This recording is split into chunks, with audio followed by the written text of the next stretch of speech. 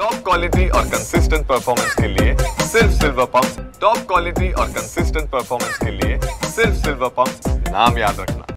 राज ठाकरे आणि उद्धव ठाकरे एकत्र यावेत का नाही ही संपूर्ण चर्चा राज्यातच नाही तर देशभर चर्चेचा विषय झालेली आहे। या संदर्भात बोलण्यासाठी आपल्यासोबत मनसेचे ज्येष्ठ प्रवक्ते प्रकाश महाजन आहेत। काका, कुठवर आले पाणी? खरं म्हणजे आता प्रवक्ता म्हणून सांगण्यासारखं माझ्याकडे काही नाही। जो काही निर्णय आहे किंवा जे काही सांगायचे ते स्वतः साहेब सांगतील, कारण त्या विषयाचं गांभीर्य पुढे निघून जाऊ नये। किंवा मग आमचे नेते मुंबई शहराचे अध्यक्ष प्रवक्ते संदीप देशपांडे, त्याच्यामुळं आता युतीसंबंधी साहेबच स्वतः किंवा देशपांडे दोघांपैकी कोणीतरी योग्य वेळेतील त्यावेळेस सांगतील। पण काल मी काही शिवसैनिकांच्या मुलाखती घेतल्या जे छत्रपती संभाजीनगरमधले जुने जाणते शिवसैनिक होते, ज्यात स्वतः चंद्रकांत खैरेही होते। त्यांना मी एका वाक्यात उत्तर द्या म्हणून विचारलं की युती व्हावी का, दोघं एकत्र यावं का, तर त्या सगळ्यांनी यायलाच पाहिजे अशी भूमिका व्यक्त केली। नाही, त्यांनी काय भावना व्यक्त केल्या त्यांनी, माझ्यावर काय तसा फार फरक नाही। मला माझा नेता काय सांगतो याच्यावर फरक पडेल, आणि माझा नेता ज्यावेळेस योग्य त्यावेळेस निर्णय घेईल आणि त्यावेळेस सगळ्या प्रसारमाध्यमाला सांगण्यात येईल की आमचा काय निर्णय झाला आहे। निर्णय होण्याची शक्यता आहे? नाही, असं मी काही त्याचं घड्याळ माझ्यापाशी आहे असं काही नाही आहे।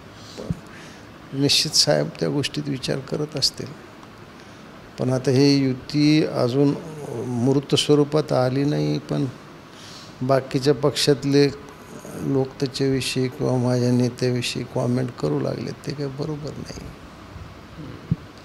काल बाहेर जाताना राज ठाकरेंनी पत्रकारांसोबत एक मिश्किल चर्चा केली।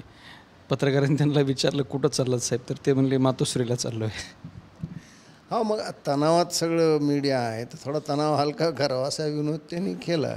त्यांनी पत्रकारला बोलून घेतलं, ते खरं म्हणजे ते त्यांच्या बहिणीकडे निघाले होते, त्यांनी ते सांगितलं किंवा पत्रकार किंवा प्रसारमाध्यम तणावात राहू नये, पण त्याचे एक वेगळेच परिणाम माझ्या नेत्यावर बोलण्यात भाजपचे काही C grade, D grade, E ग्रेडचे काही नेते त्याच्यावर भाष्य करतायत।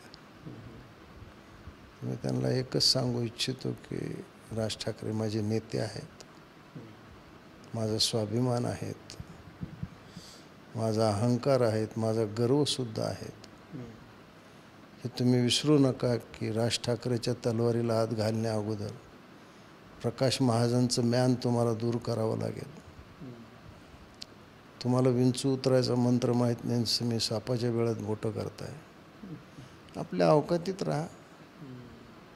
ते आपल्याकडे मराठवाड्यात मन आहे, नव्यानं मुसलमान झाला की तो फार उंच स्वरूपात बांग देतो। नितेश राणेनं आपल्या शक्तीच्या बाहेर धोंडा उचलून छातीवर पडला तर सांगता येत नाही, काय मोडू शकतं। राजसाहेबाविषयी काल ते बोलले, आता तुम्ही चाला होतात ना चला सभा घ्यायला, साहेबांनी सभा घेतल्या ना तुमच्यासाठी, मी सुद्धा सभा घेतली। ते काय होईल म्हणजे हे त्याला तुमचा काय वैयक्तिक राग काय असेल तर तुमच्यापासून, पण तुम्ही एवढं तर लक्षात ठेवायला पाहिजे की या माणसाला आपण सभा घ्या म्हणून गेलो, त्या माणसाने आपल्यासाठी सभा घेतली, त्याचे कार्यकर्ते मी स्वतः रत्नागिरीत होतो। म्हणजे युती जन्माला कधी येईल काय येईल माहीत नाही, पण त्या युतीविषयी एवढं तुम्हाला आकस।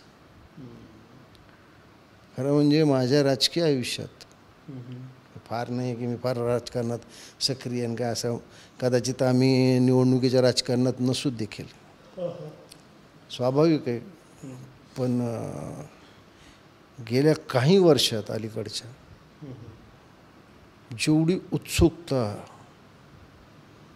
जेवढी कार्यकर्त्यांची आगतिकता जनतेत मी आत्तापर्यंत पाहिली नाही, जी या संभाव्य युतीविषयी लोकांच्या मनात आहे. काय होईल माहीत नाही, पण लोकांच्या मनात याविषयी खूप उत्सुकता आहे, उत्साह आहे. काही लोक निराश आहेत, युती झाली तर कसं. काही लोक आशावादी आहेत, ती झाली तर कसं. पण अलीकडच्या काळात, कारण बऱ्याच युत्या झाल्या, त्या इतक्या भद्र अभद्र दोन्ही होत्या, पण तेवढी चर्चा कधी झाली नाही. पण गेली काही दिवस प्रसारमाध्यमातून ही चर्चा आहे. यातच याची ताकद, याची दाहकता, याची शीतलता, काय सगळं जे आहे यात लपलेलं आहे असं मला वाटतं. तर हे होते मनसेचे नेते प्रवक्ते प्रकाश महाजन यांनी स्पष्ट केलेलं आहे की माझ्या नेत्याच्या बद्दल जर का अभद्र वक्तव्य कराल तर तुम्ही अवकातीत राहा, अशा स्वरूपाचा इशारा प्रकाश महाजन यांनी दिलेला आहे. कॅमेरामॅन अमित अडेसोबत दत्ता कानवटे, TV9 मराठी, छत्रपती संभाजीनगर.